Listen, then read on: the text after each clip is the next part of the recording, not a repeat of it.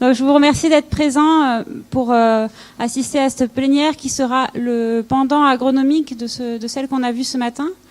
L'idée maintenant est d'essayer de mieux comprendre pourquoi les légumineuses sont encore si peu présentes dans les assolements de certaines parties du monde, comme on a pu l'entendre ce matin, d'identifier des verrous, des leviers d'action pour dépasser cette situation. Pour cela, nous avons réuni 3 chercheurs qui vont représenter aujourd'hui 3 grandes régions de la francophonie où on trouve des légumineuses. Donc nous avons Éric Juste, chercheur au CIRAD, anciennement chercheur à l'INRA ici à Toulouse, qui parlera des légumineuses dans les systèmes français et plus largement dans les systèmes européens. Mohamed Khalat, qui est professeur à l'INRAT et directeur du laboratoire de grande culture. Et Alpha Baldé, qui est chercheur à l'ISRA, chef du programme céréales et également chef du programme agricole à la délégation à l'entrepreneuriat auprès de la présidence sénégalaise. Nous avons aussi, pour cette plénière un peu particulière, des invités qui sont virtuels et je vous propose d'écouter ce qu'ils ont à nous dire pour lancer le débat. Alors, tonton Jojo, t'en dis quoi de ce petit jus de carotte? Eh bien, j'aurais jamais cru que ça me plairait, quoi. Vraiment, hein, c'est étonnant. Et dis-moi là, ces petites graines là, c'est quoi? Ah ça, ce sont des pois chiches grillés, ça vient du Liban. C'est une petite start-up du coin qui les vend. Ça soutient les initiatives locales. Avec les légumineuses, la fertilité des sols est améliorée. Pour la fertilité des sols, je le vois bien moi, avec mes agriculteurs de la COP où je travaille. Quand tu sèmes du pois chiche ou des haricots, ça utilise l'azote de l'air et ça enrichit le sol. Ouais. Et donc tu as plus d'azote dans le sol l'année d'après. Plus besoin d'apporter autant d'engrais, mon tonton. Attends, moi je mets des fèves chaque année dans mon potager. Hein. Et puis je peux te dire que les tomates, elles ont quand même besoin d'engrais. Enfin, remarque que peut-être pour les haricots et les pois chiches, ça n'a pas le même effet. Ce sont toutes des légumineuses. Elles font toute la fixation azotée avec l'azote de l'air. Mais c'est vrai ça, tu vois, je mets jamais d'engrais ou de fumier sur mes fèves, moi. Tu vois? Ouais, et mes lapins. Et mes lapins, ils adorent ça, les fèves. Ils mangent que ça. Moi, au fur et à mesure, je récolte les gousses fraîches, je coupe les feuilles, puis les tiges, je leur donne à manger. Et si vous les voyez manger, mes lapins, ils se régalent, ils engraissent vite. Vos lapins aiment la fan car les feuilles sont très riches en azote. Peut-être. C'est plein de protéines, un aliment de choix. C'est peut-être pour ça que vous avez besoin d'ajouter de l'engrais à vos tomates. Ben oui. Les fèves, elles fixent bien de l'azote. Mais elles l'utilisent pour leur propre croissance. Pour produire les feuilles, les tiges et ensuite les graines. Mais si vous consommez les graines et les tiges, il n'y a plus d'azote retourné au sol. Au lieu de donner la fan à vos lapins, retournez-la au sol. Pour vos tomates.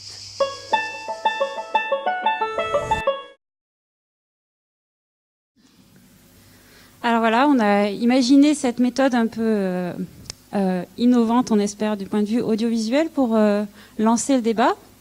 Et on commence sur cette question, les légumineuses permettent-elles vraiment d'augmenter la fertilité des systèmes de culture? Ça peut sembler une évidence, visiblement pas tant que ça. Et donc j'aimerais que nos experts ici présents puissent nous dire dans quelle mesure les légumineuses pourraient participer à l'amélioration de la fertilité dans les trois régions du monde identifiées. Éric, peut-être tu veux commencer par dire un mot sur les systèmes tempérés en France? Oui, merci. Oui, c'est pas une évidence parce qu'en fait, ce qui se passe, c'est que dans nos systèmes conventionnels et européens, on utilise beaucoup d'engrais minéraux. Et donc, même si on a des systèmes céréaliers majoritairement développés, avec l'engrais minéral, finalement, on a beaucoup enrichi depuis une cinquantaine d'années les résidus en azote qui retournent au sol. Et finalement, à introduire des légumineuses dans ces systèmes n'améliore pas, sensu stricto, la fertilité sol au sens de la capacité de minéralisation en azote des sols. Désolé de vous le dire aussi abruptement, mais ceci explique le fait que cette amélioration potentielle de la fertilité n'est pas toujours vue par les agriculteurs. Par contre, si on parle de fertilité au sens, elle améliore la disponibilité en azote minéral pour la culture suivante, qui n'est pas exactement le sens profond ou premier de la fertilité. Oui, là c'est vrai, c'est-à-dire que, en comparaison avec des céréales, les légumineuses permettent d'avoir plus d'azote disponible pour le blé suivant. Pourquoi? Parce que quand on incorpore les résidus de légumineuses, on a moins d'organisation nette. Ça aussi, c'est un point important à comprendre. C'est pas qu'on a plus de minéralisation. On a moins d'organisation nette parce que le rapport carbone-azote des résidus est plus faible que celui des céréales. Moins d'organisation, ça veut dire que les micro-organismes, pour décomposer ces résidus et finalement leur permettre d'être humifiés et minéralisés, trouvent l'azote dans les résidus, plus que par les céréales. Et donc on a moins d'organisation nette, donc on réduit moins la disponibilité. Mais on la réduit quand même en enfouissant des pailles de pois. Donc cette amélioration de la disponibilité à l'azote, c'est un point important. Si maintenant, à contrario, je regarde des systèmes qui ne sont pas basés sur une utilisation importante d'intrants de synthèse comme les engrais minéraux, oui, absolument, les légumineuses vont permettre d'améliorer la fertilité du sol. Pourquoi? Parce qu'elles vont permettre de prendre une source d'azote qui est dans l'air et de finalement la réinjecter dans le système de culture. Et donc on améliore la quantité d'azote qui est en jeu. Donc dans ces cas-là, ça marche très bien. Un autre point très important, et je m'arrête là, elle me regarde, je ne veux pas la voir qu'elle me regarde parce que je suis trop long, mais les légumineuses dans les prairies, oui, c'est dans tous les systèmes, c'est un élément important de la construction de la fertilité des sols. Donc, si on oublie d'utiliser en mélange d'espèces ces légumineuses dans les prairies temporaires, par exemple, ben oui, on oublie un des piliers de la construction de la fertilité des sols. Et je reviendrai après sur des questions qui sont chères, qui sont les cultures intermédiaires multiservices, où les légumineuses ont toute leur place et où malheureusement, par des questions de mythes ou de mauvaises politiques publiques dans les années 2000, ben on n'a pas la bonne idée de l'utilisation des légumineuses en phase d'interculture. Merci Eric. Mohamed, mais peut-être vous voulez ajouter quelques spécificités au contexte tunisien ou nord-africain qui conditionnent la participation des légumineuses à la fertilité des sols? Effectivement, dans la région de l'Afrique du Nord, du moins Maroc, Tunisie, Algérie, certaines cultures, il est reconnu par les agriculteurs eux-mêmes, même que certaines cultures améliorent les performances des céréales qui suivent. Je dirais particulièrement la févrole et la fève et la févrole, qui est la culture prédominante dans les systèmes agricoles à base de légumineuses, et le pois, notamment parce qu'ils produisent assez de biomasse dans le contexte de l'Afrique du Nord, comparaison par rapport à d'autres cultures comme la lentille, surtout le haricot, qui n'arrive pas à noduler ou naturellement en Afrique du Nord, dans nos conditions, et en absence la tradition d'inoculation artificielle ou d'inoculer les semences de légumineuses avec du rhizobium n'est pas possible, c'est-à-dire n'est pas réalisable ou réalisé dans notre région. Il n'y a pas d'industrie de production d'inoculants. Ce qui fait que une culture comme le haricot, c'est une culture, on ne peut pas considérer que c'est une culture enrichissante du sol, en azote particulièrement. D'ailleurs, les agriculteurs préfèrent toujours cultiver ces cultures, c'est-à-dire la févrole en premier lieu et le pois comme précédent à leur céréales. Dans le temps, certains agriculteurs, pour améliorer la fertilité de leur sol, utilisaient l'engrais vert, la févrole comme engrais vert, et la culture est complètement enfouie au moment de la floraison pour enrichir le sol en matière organique et en azote surtout. Et cette pratique a été pratiquement... Bon, maintenant, on ne la trouve plus. Il faut que... nous assistons à une dégradation de la matière organique dans le sol à cause des politiques suivies, politiques agricoles dans toute la région, suivies pour encourager la culture des céréales, qui a fait disparaître pratiquement les légumineuses des traditions de culture. Cette politique, dictée parce que depuis la fin des années 60, devenait net importateur de céréales.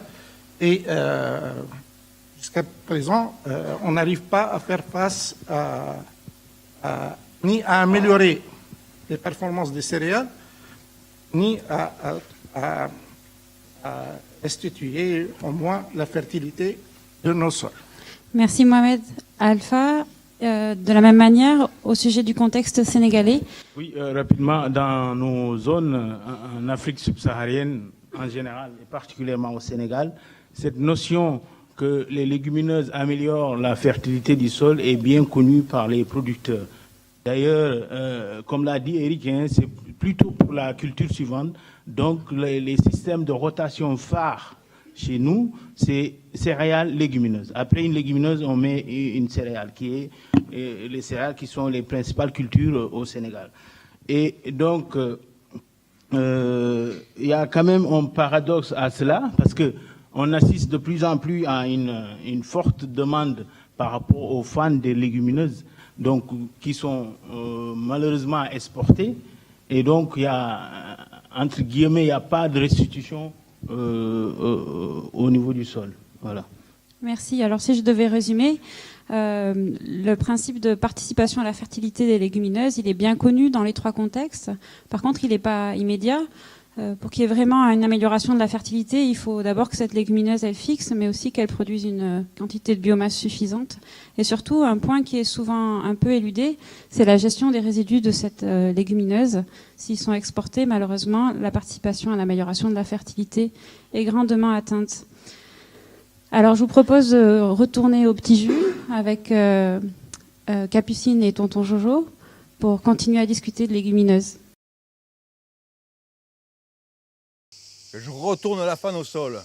Mais qu'est-ce qu'ils vont manger mes lapins après moi, hein? Non, je préfère leur donner les gousses, les fans de fèves plutôt que d'acheter des croquettes de luzerne.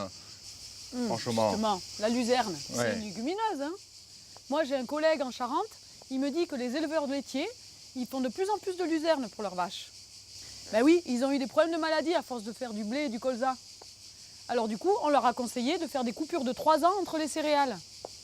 Et donc depuis, ils ont augmenté les troupeaux. Comme ils faisaient de la luzerne, il fallait bien en faire quelque chose. Et il paraît que ça marche bien, hein, leur système. Hein. Du coup, plus de vaches, plus de fumier. Ces vaches, tu vois, elles sont comme mes lapins. Elles aiment les légumineuses. Et l'autre jour, moi, j'ai vu un reportage là. Ça se passait au nord de l'Afrique, là, au Maghreb. Eh bien, vous savez quoi, hein? Ils font pâturer les chaumes de blé. Mais c'est trop dur, là. Les vaches, elles ont besoin de tendresse, de quelque chose de souple. Hein? Ils devraient leur faire plutôt des champs de luzerne, comme ça, là. Hein? Tu T'imagines? rigoles, tonton, c'est trop sec là-bas, il faudrait irriguer. Moi, j'ai entendu qu'ils faisaient pas mal de lentilles là-bas.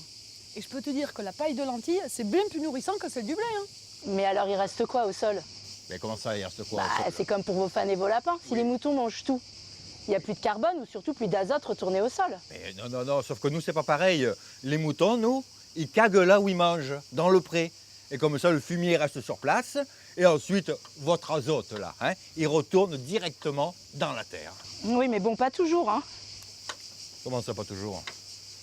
Je vous explique. Dans mon pays, au Sénégal, Oui. les producteurs d'arachides récoltent la fane pour les vendre aux éleveurs au nord du pays. Et ça rapporte. Et des centaines de camions assurent le transfert vers le nord du pays, là où se trouvent les troupeaux. Donc vous voyez bien, l'azote des feuilles d'arachide qui viennent du sol ou de l'atmosphère, vous voyez bien où ils se retrouvent. Mais ici, là. Dans les bousses de vaches à des kilomètres au nord. Et voilà. Et voilà.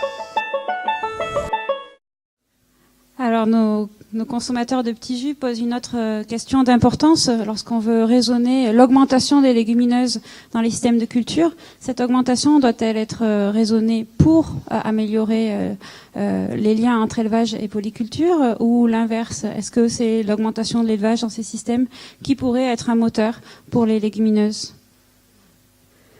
Alpha? Moi, ce que je vais dire, c'est que souvent, chez nous, les fans d'arachide et de niébé sont aussi bien convoités que les graines. Donc, on voit pratiquement des gens qui font l'arachide, entre guillemets, pour la faune, hein, tellement la faune est importante pour les animaux parce que c'est une grande source de protéines. Mais souvent dans ces systèmes de polyculture et élevage qui sont extensifs, il y a une forte concurrence, notamment à l'intérieur de l'exploitation. Est-ce qu'il faut restaurer le sol ou donner les fans aux animaux? Mais aussi, il y a une autre concurrence par rapport au marché extérieur, à l'extérieur de l'exploitation, où on a des éleveurs stricts qui, malheureusement, n'ont pas de parcelles de pâturage, donc qui convoitent beaucoup ces fans-là. Donc, on assiste souvent à des exportations au nord du pays de ces fans d'arachide ou de niébé. Mohamed, peut-être quelques éclaircissements sur les systèmes polyculture élevage en Tunisie?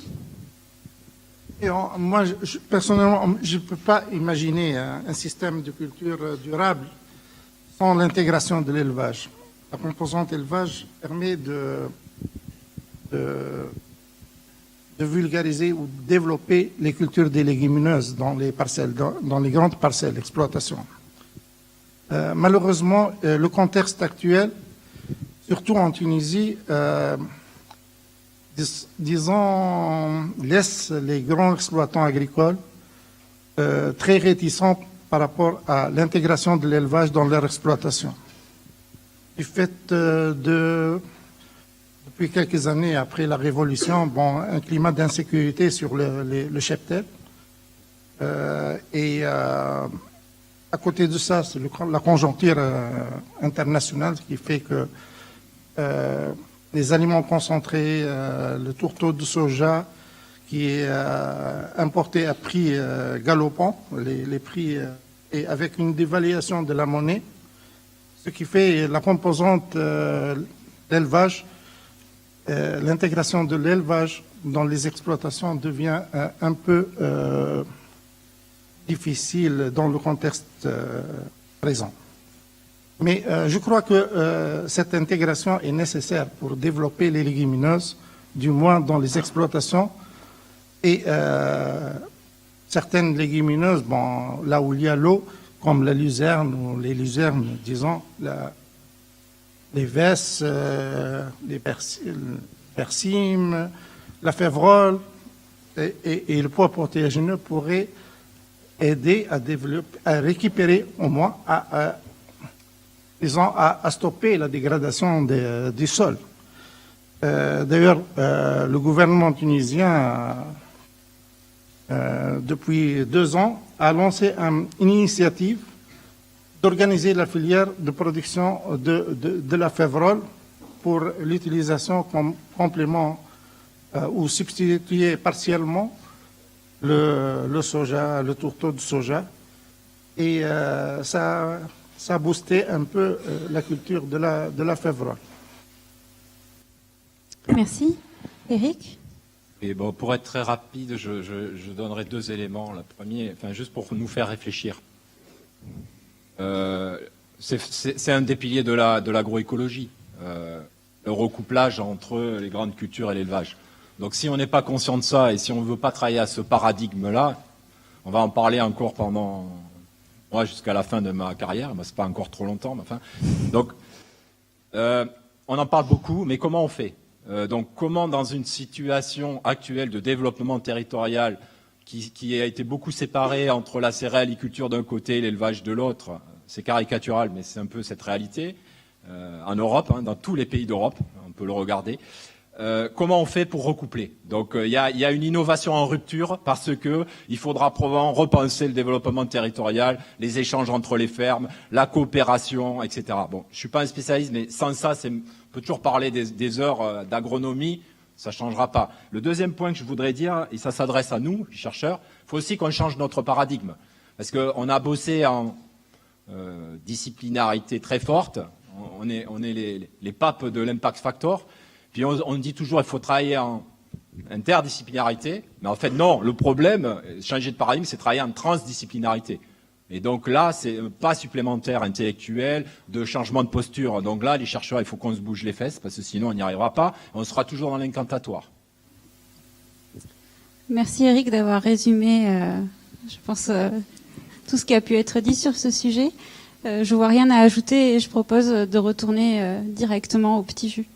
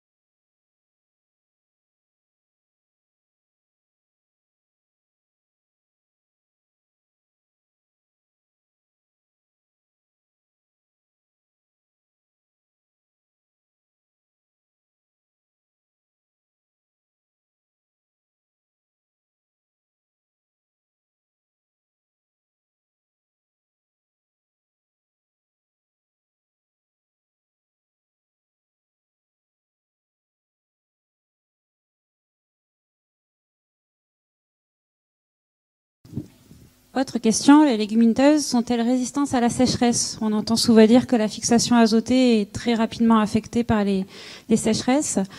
Et donc la question qu'on peut se poser maintenant, cette faible résistance est-elle vraie dans tous les contextes et un vrai verrou au développement des légumineuses? Mohamed? Effectivement, moi faut-il travailler pour la résistance à la sécheresse? Oui et non en même temps. Il faut, à mon avis, opter pour une solution ou des solutions d'adaptation au changement climatique. Donc, et développer du matériel génétique à cycle court. Parce que, et surtout, l'insensibilité à la photopériode et la tolérance au stress thermique excessif, c'est-à-dire que ce soit les hautes températures ou les basses températures, parce que ces phénomènes sont devenus très fréquents maintenant, des températures élevées en hiver, des températures basses en saison printanière ou en été. Et pour cela, il faut développer du matériel qui développe un système racinaire profond de façon à explorer l'eau en profondeur. Le pois chiche, parmi les légumineuses, c'est pour cela que ça a été évoqué dans la vidéo, est une culture qui développe un système racinaire très pivotant et peut explorer. La luzerne aussi. Je crois que beaucoup plus, il faut proposer, caractériser bien les différentes variétés et espèces en fonction de façon de permettre aux agriculteurs de choisir la meilleure variété dans le contexte où il se trouve et le contexte conjoncturel. C'est une des alternatives qu'il faut développer, c'est permettre aux agriculteurs au moins de choisir parmi les listes de variétés et d'espèces de légumineuses celles qui s'adaptent le mieux à son contexte présent. Et donc activer un levier amélioration variétale pour offrir un choix diversifié et bien caractérisé également aux agriculteurs du Maghreb. Alpha, on a entendu parler du niébé au Sénégal dans cette vidéo. Est-ce que tu pourrais nous en dire un peu plus? Oui, moi je vais dire oui, parce que Chez nous, dans les zones nord où les pluviométries sont très limitées et où l'hivernage est très très court, on arrive quand même à considérer le niébé comme une culture qui, entre guillemets, va sauver les meubles. Parce qu'on arrive quand même à produire, malgré la rareté de l'eau et le temps court de l'hivernage. Donc, on a aujourd'hui chez nous des variétés à haut potentiel, entre 3 et 4 tonnes, et qui sont à cycle très, très court, inférieur à 60 jours. Voilà. Par contre, il faut pousser la sélection pour ce qui est le cas de l'arachide. Parce que chez nous, les deux principales légumineuses, c'est le niébé et l'arachide. Merci. Eric? Ouais, j'aurais un message en peut-être 3 points. Le premier, c'est il ne faut pas attendre de miracle de la sélection. Désolé, j'ai un sélectionneur à côté de moi. Il faut travailler sur les interactions génotype environnement-conduite. Bon, c'est un agronome qui vous le dit, donc c'est normal. Hein. Mais franchement, la sélection a fait un boulot énorme. Mais en fait, ce qu'il faut, c'est qu'on revienne à une utilisation intelligente, entre guillemets. Il y a la smart agriculture, vous savez, on pourrait dire l'utilisation intelligente de la diversité des espèces. Déjà, on cultive très peu d'espèces. Par exemple, on discutait avec Mohamed en aparté, on se dit, on pourrait parler du fenugrec, on pourrait parler de la gesse, qui sont des espèces reconnues comme ayant une très bonne tolérance à la sécheresse. J'aime pas le mot résistance, c'est une tolérance. Par leurs traits de fonctionnement en termes d'enracinement, en termes de sensibilité à certains stress. Diversité. Mais évidemment, pour ça, il faut des marchés, il faut une organisation. Il faut aussi réconcilier agriculture-alimentation, c'est fondamental. Donc il faut remettre ces poids cassés dans l'alimentation, il faut remettre un certain nombre de choses. Le dernier point que je voudrais dire, c'est il y a quand même de la variabilité génétique à exploiter, mais je trouve qu'on n'y bosse pas assez. Pourquoi on bosse autant sur les céréales? Il faut bosser autant avec d'énergie en termes de sélection sur des espèces orphelines aujourd'hui. Voilà mon cri du cœur. Merci Eric de mettre autant de cœur dans ces interventions. Donc l'effet des stress hydriques, ça serait un vrai frein si je vous résume à tous, mais pour lesquels il existe des leviers génétiques, mais qu'il faudrait penser au-delà de la variété, en pensant aussi à utiliser d'autres espèces ou en contextualisant l'amélioration variétale à des contextes. Et ne pas oublier que les légumineuses, si elles sont dans l'absolu relativement sensibles, elles ont aussi un avantage par rapport à certaines céréales, c'est la courte durée de leur cycle qui leur permettrait de mieux s'adapter à des contextes assez extrêmes comme ceux qu'on rencontre au Sénégal. On continue la discussion ? Oui, mais les fluctuations de rendement, c'est pas seulement dû à la sécheresse. Ça m'étonnerait pas que ce soit un souci de maladie. Les lentilles et autres légumineuses à graines sont très sensibles aux maladies. À la scochitose. La scochie, ça fait 10 minutes que tu nous parles, là tu emploies des mots savants, scientifiques, mais tu es qui toi juste? Moi je fais une thèse sur la lutte intégrée de la Macrophomina phaseolina dans les agroécosystèmes à base de niébé du nord du Sénégal dans une approche de co-construction participative. Ouh là là. Mais attends, c'est quoi ton macro-faux machin là? C'est une maladie fongique qui attaque le collet du niébé. Ah, mais toi tu dois t'y connaître alors en maladie. Attends, viens voir. Peut-être tu vas pouvoir nous aider. Regarde. Est-ce que tu connaîtrais un produit pour lutter contre la bruche? Parce que l'année dernière, c'était une vraie catastrophe sur la lentille et le pois chiche. Et moi, si ça continue comme ça, les agriculteurs du coin, ils vont tout arrêter. Ah, moi, désolée, je travaille sur les pathogènes, pas sur les insectes. Ah bah c'est pareil, ça non. Parce que moi, je les lis, toutes les recommandations des gens de la recherche, des instituts techniques. Ils disent tous la même chose. Augmenter les légumineuses dans les assolements. Mais moi, quand je leur dis ça, mes agriculteurs, ils veulent rien entendre. Ils craignent trop la bruche, la septoriose. Non, mais c'est vrai que les légumineuses, c'est souvent malade. Sans parler des pucerons qui attaquent les fèves, des limaces qui arrivent comme ça, qui me mangent tous les pois chiches, c'est l'enfer, c'est l'enfer. Alors toi, c'est les limaces, moi, c'est les sangliers. Alors avec des récoltes de légumineuses qui fonctionnent une année sur 3, je te dis pas. Papy Marius, il disait toujours, blé sur haricots, banco. Parce que Papy Marius, c'est quelque chose. Hein. Il a toujours son verre de vin, 2 doigts. Il avait des gros doigts, Papy Marius. Hein. Il était comme ça, à table, il se levait, il faisait blé sur haricot, banco. Et voilà, il buvait que ça comme ça, tu vois. Parce que, voilà, quand tu plantes le haricot, ensuite, tu plantes le blé, puis le haricot, il paraît que ça protège le haricot. Des histoires d'échange, je crois, c'est ça, hein.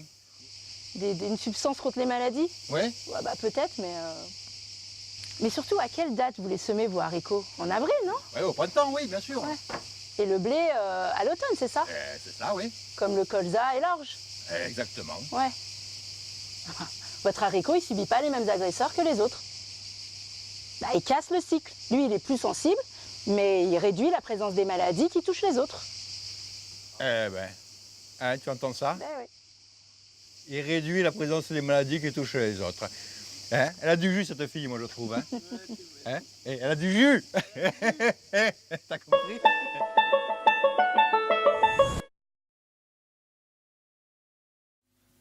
Les légumineuses sont-elles plus sensibles aux maladies et aux ravageurs? On a entendu ce matin comme un frein majeur au développement des légumineuses, mais nos invités virtuels semblent dire que l'insertion des légumineuses peut aussi avoir un effet contraire lorsqu'on change d'échelle.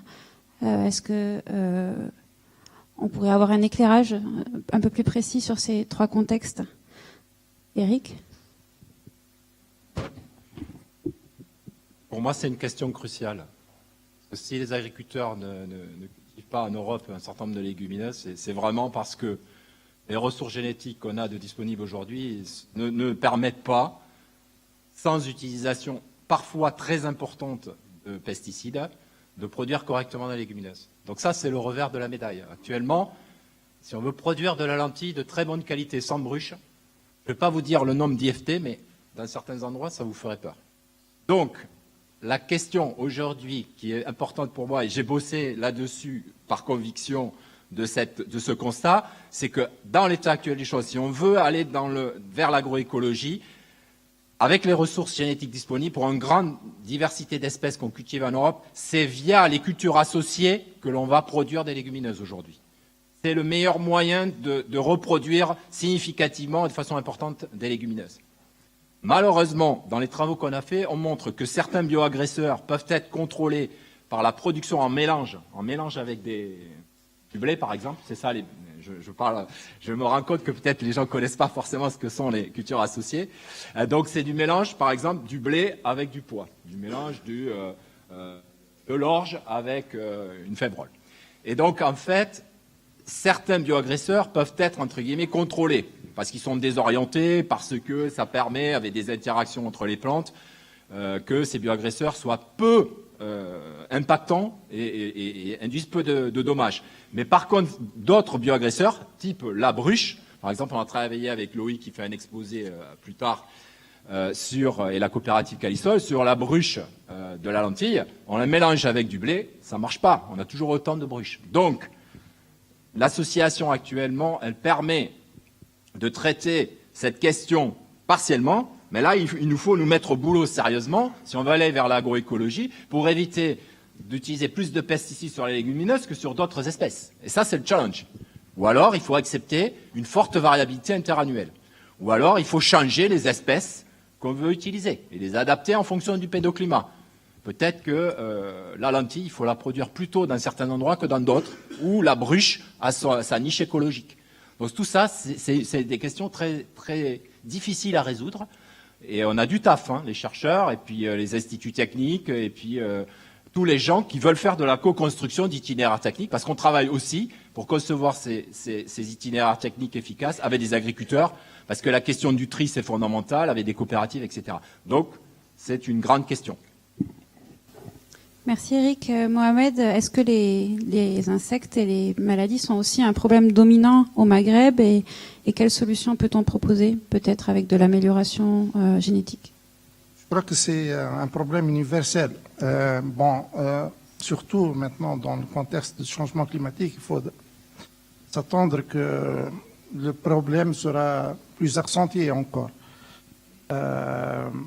Plusieurs parasites, plusieurs ravageurs, dont les insectes, et les plantes parasites rebranches, les maladies cryptogamiques, fongiques, et peut dire aussi les pigeons, les oiseaux. Et tout ça, c'est vraiment, ça n'encourage pas les agriculteurs à faire, à cultiver des légumineuses. Oui, mais parce que l'ampleur des dégâts sont parfois importants. Je prends un exemple.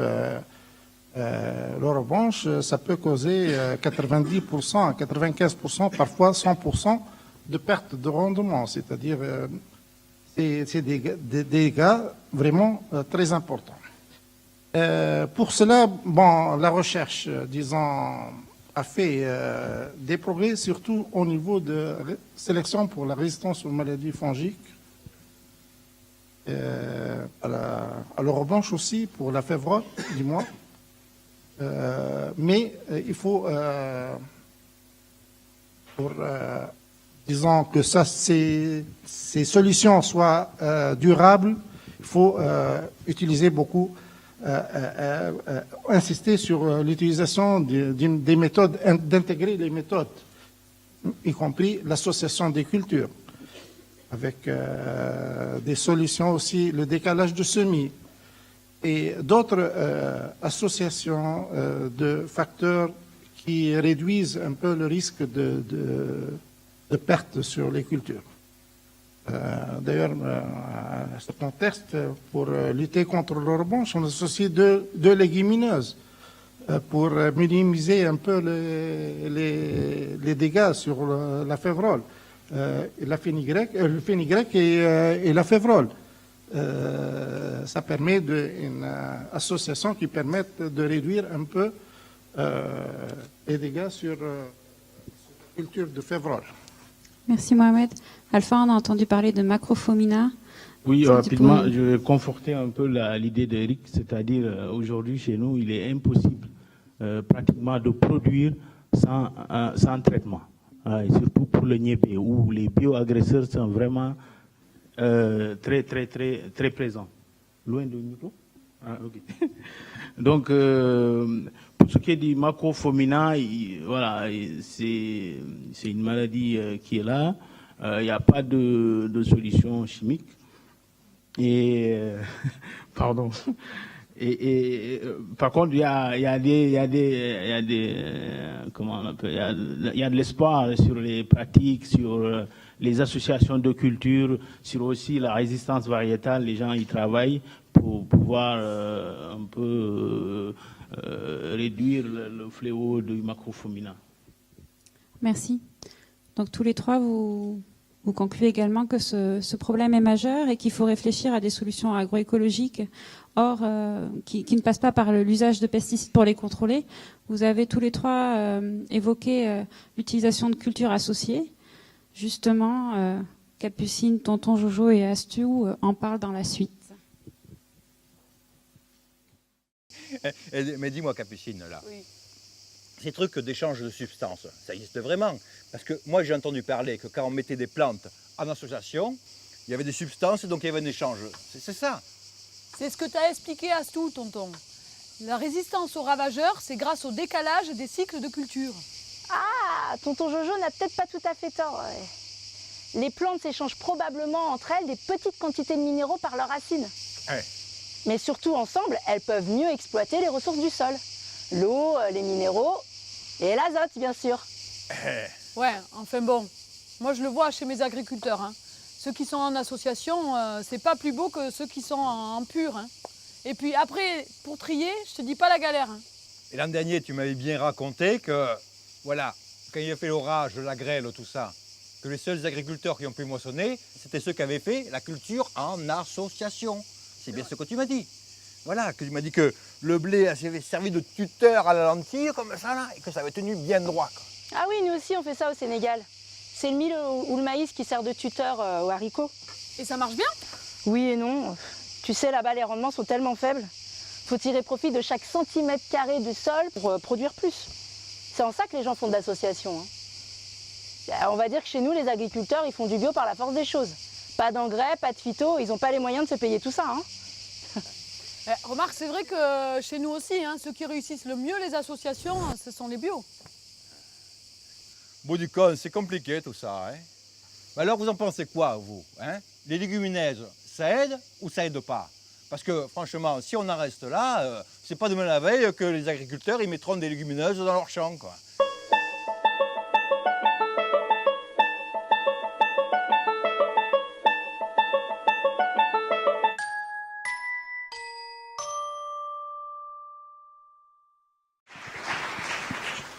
Merci, mais c'est pas tout à fait fini. Puisque nos personnages ont soulevé une dernière question. Est-ce qu'il faudrait aller vers des systèmes un peu alternatifs, des systèmes à base intrants, des systèmes en association, pour vraiment voir un profil des légumineuses et vraiment inciter à leur insertion dans les systèmes de culture? Alors, peut-être on peut commencer par le Sénégal. Oui, Hélène, chez nous,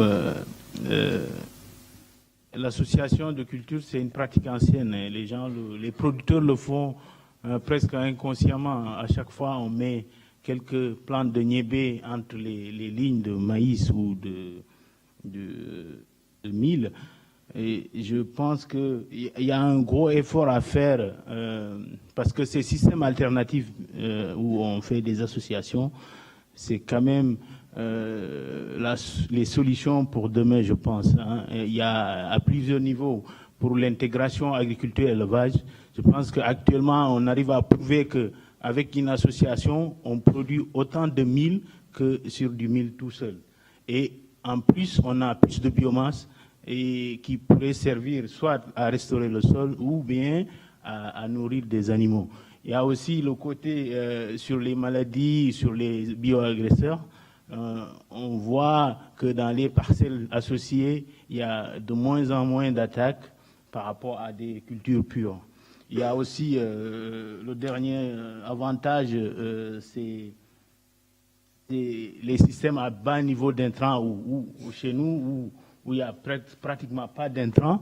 Donc je pense que l'injection pas injection, mais l'association céréales légumineuses peut, surtout pour les cultures suivantes, peut être d'un grand intérêt. Donc je pense que la recherche ou en tout cas tous les services de vulgarisation doivent plutôt faire passer un message, faire la vulgarisation de ces systèmes-là, plutôt que les gens le considèrent de façon inconsciente ou de façon désintéressée. Merci. Merci. Mohamed, est-ce que ces associations culturelles sont déjà une pratique en place au Maghreb ou elles sont assez peu présentes? Malheureusement, je dis que dans les années 70 et 60, même jusqu'à les années 80, on faisait de la veste avoine, des associations fourragers, avoine et tout ça. Malheureusement, cette pratique a disparu. On trouve très difficilement du foin à base veste avoine, légumineuses céréales, disons. Maintenant, c'est pratiquement un foin d'avoine seulement. On a trop reculé sur cet aspect-là pour des raisons peut-être qui étaient solvables. On peut trouver des solutions parce que la compétitivité par rapport le problème de compétitivité évoqué par les agriculteurs entre la veste et l'avoine, on peut la régler ça à travers le choix des variétés appropriées ou à travers d'autres possibilités, décalage de date de semis. Ces pratiques sont devenues très rares maintenant en Afrique du Nord, malheureusement. Je dirais qu'il y a un travail de vulgarisation très important à faire sur ce plan. Moi, j'étais étonné, il y a 5 ans, j'ai vu en Algérie les parcelles de lentilles. Ils sèment la lentille et mélangée avec 5% de triticale qu'ils utilisent comme support de culture pour faciliter la récolte mécanique des lentilles. Ou laissent la lentille, quand ils sèment la lentille, ne contrôle pas les repousses des céréales pour faciliter, disons, la récolte, les opérations de récolte de la lentille. Et c'est des pratiques à encourager, je crois. Et moi, je tiens à saluer ici l'intervention de FERT à travers différentes institutions de développement tunisiennes, marocaines et algériennes, qui a travaillé sur le mélange d'espèces, y compris les légumineuses, et qui a montré l'importance, la valeur nutritionnelle, disons, pour l'impact de cette association sur l'élevage, sur les ovins, sur les bovins. Et il faut chercher comment à développer ces résultats préliminaires qui ont été très encourageants et les vulgariser un peu partout avec un mélange approprié pour chaque contexte. Merci. Eric, toi qui as travaillé de longues années sur les associations légumineuses céréales en France, peut-être tu peux nous donner ton avis sur le rôle de ces systèmes de culture dans le développement des légumineuses? Et je ne voudrais pas apparaître comme l'orthodoxe des cultures associées, bien que c'est un sujet qui m'importe et que je trouve très important. Je voudrais plutôt apparaître comme l'agronome systémicien. L'agroécologie, c'est comme quand M. Jourdain faisait de la prose sans le savoir. L'agroécologie, c'est de l'agronomie systémique, mais en utilisant extrêmement peu ou pas de pesticides, pour moi. Donc, si on veut faire ça, il ne faut pas être l'orthodoxe des cultures associées. Les cultures associées sont un des moyens. Il faut être l'orthodoxe d'utiliser tous les leviers disponibles, c'est-à-dire la rotation des cultures, la réintroduction de prairies temporaires avec des légumineuses, les cultures intermédiaires multiservices avec des légumineuses pour utiliser la période interculture le mieux possible pour injecter du carbone dans les sols, pour faciliter l'amélioration de la fertilité, pour rendre plein de services écosystémiques. Il faut faire des mélanges de variétés quand c'est possible. Il faut arrêter de se priver de ça pour réduire les fongicides quand ça marche. Pourquoi ne pas le faire? Il faut mélanger des espèces, les cultures associées, mais intelligemment. Ça ne se fait pas en jetant les graines comme ça et ça va marcher. Non, il faut associer des traits d'espèces qui sont complémentaires en vue d'objectifs extrêmement bien finalisés et pensés. Bref, c'est pas old-fashioned de faire tout ça. C'est simplement que l'agroécologie nous commande de repenser le système d'une façon intégrée. Donc, il faudrait investir du temps, de l'énergie, des moyens dans l'agronomie systémique. Bon, il y a des gens de l'INRA ici. Bon, je suis encore personnel INRA, même si je suis payé par le CIRED actuellement. Ma belle maison, là, faut se bouger. Bon, et puis l'agronomie de demain, ou inventer l'agronomie de demain, c'est prendre sérieusement en compte, en plus de cette affaire, la problématique du changement climatique. Donc réfléchir au système de culture de demain, si on n'y est pas en train d'y réfléchir et en coopération avec les pays comme nos amis du Maghreb ou en Afrique de l'Ouest ou dans d'autres pays où ces problèmes sont encore plus cruciaux que chez nous, mais là on est out. On va faire de l'impact factor, on va continuer. Mais pour avoir un impact réel, il faut qu'on se bouge pour réfléchir à la reconception complète des systèmes de culture. Et évidemment, ça ne peut pas passer sans l'analyse qu'a faite Jean-Louis Rastoin, le scénario 2, c'est ça, notre affaire. Donc soit on va vers le scénario 2 et on y va, et la recherche publique investie là-dedans, ce n'est pas les multinationales qui sont rivées sur un certain nombre d'objectifs d'actionnaires qui peuvent le faire. Donc à nous bouger pour aller dans cette direction et donner les moyens à nos représentants politiques, effectivement, d'avoir du poids pour changer les lois, la politique agricole commune, qu'elle aille dans le bon sens. Quand, Madame la députée, vous disiez ce matin, il faut nous aider à... Mais l'Association européenne d'agronomie, il y a quelques années, avait fait un espèce de... Vous savez, quand on écrit un cahier, machin, pour les rotations, tout ça, qu'est-ce que c'est devenu? Les négociations, le lobbying de certains d'entre nous, peut-être ici dans la salle, etc. Oui, on s'est arrangé de cette histoire de rotation, mais c'est pas ça qu'on demandait. On n'a pas fait une innovation en rupture, là.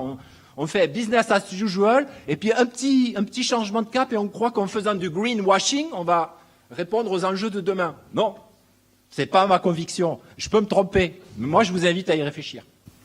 Merci Eric, merci à tous les trois. On n'a pas eu le temps entre les séquences de prendre des questions de la salle. Est-ce qu'il nous reste maintenant 5 minutes? Est-ce qu'il y a 2, 3 questions? Oui. Oui, allez-y.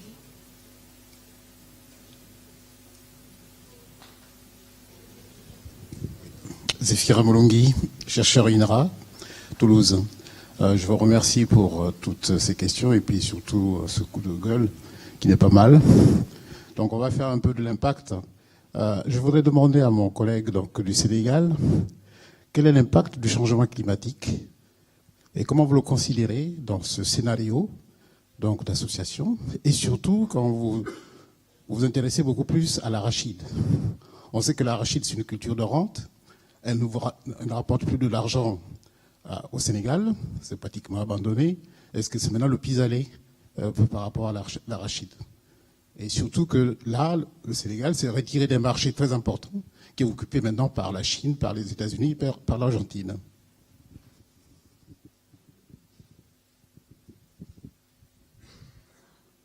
Merci pour ta question très pertinente. C'est vrai que l'arachide a été toujours chez nous une culture très importante et malheureusement ça a tendance à disparaître parce que, comme le disait le professeur, il y a une désorganisation de la filière et malheureusement depuis la semence, et surtout la semence où on n'arrive pas à faire des semences de qualité, où l'argent public est de moins en moins introduit dans la recherche et où on n'a pas de gros privés, où les privés ne s'intéressent, enfin, peut-être qu'ils s'intéressent, mais qu'il n'y a pas une politique où on intéresserait les privés à s'occuper de plus en plus de la semence. Et donc, ça fait que l'arachide est devenue ce qu'elle est devenue maintenant. Et donc, la filière est catastrophique. Alors, par rapport au changement climatique et les associations de culture, bon, on voit chez nous plus d'associations céréales niébé. C'est old fashion, ça continue, comme dit Eric, ça continue toujours. On voit moins d'associations céréales arachides, mais plutôt des rotations. Et malheureusement, dans les zones où les pluviométries, où actuelles, les changements climatiques qui impactent plus sur la durée de la pluviométrie et donc sur les quantités de pluie, on assiste plus à de la monoculture du niébé, plutôt à des associations, parce qu'on n'arrive pas à pallier l'autre côté, c'est-à-dire d'avoir des variétés de mil ou de maïs à cycle court. On a toujours en moyenne 90 jours pour les variétés les plus actives, alors qu'avec le niébé, on est à moins de 60 jours. Donc, il y a un gros problème et la recherche est interpellée.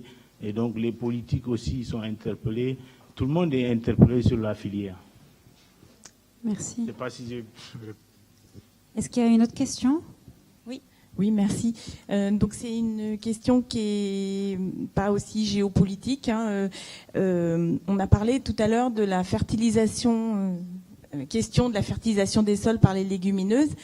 Et donc j'ai appris moi que finalement planter certaines légumineuses dans certaines zones géographiques n'opérait pas la fixation d'azote.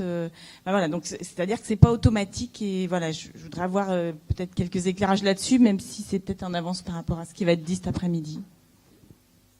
Par exemple, vous savez que le soja qu'on utilise en France, en fait, les rhizobiums, les bactéries ne sont pas endémiques des sols. Donc, en fait, on fait de l'inoculation. Donc, en même temps qu'on va semer les graines, autour, il y a une petite pellicule où on sème des inoculums qui vont plus ou moins persister dans le sol. Donc si on fait du soja tous les 10 ans, il faut réinoculer. Si on en fait régulièrement, on n'a pas besoin.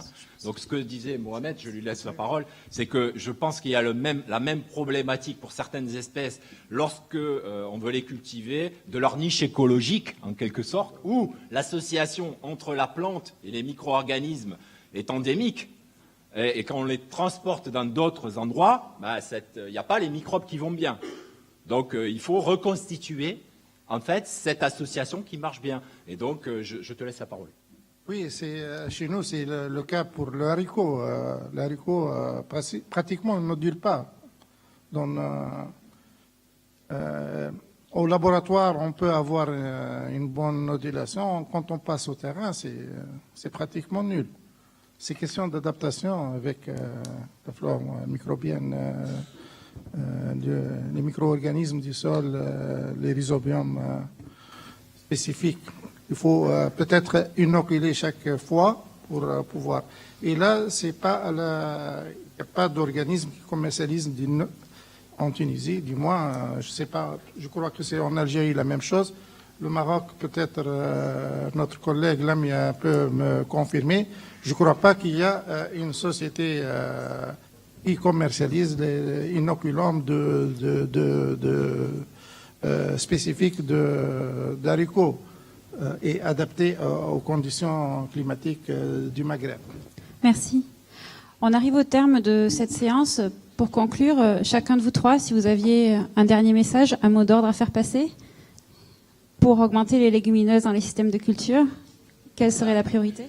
Les légumineuses, pilier de la diversité, mais n'oublions pas la diversité des espèces à utiliser et de l'utiliser dans une diversité de situations pour produire des graines, pour produire du fourrage et comme un élément fort des cultures intermédiaires multiservices qu'on doit utiliser de plus en plus en période d'interculture.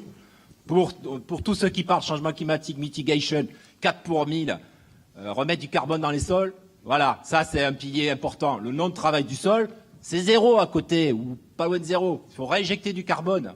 Donc il faut injecter des plantes dans le système. Merci Eric.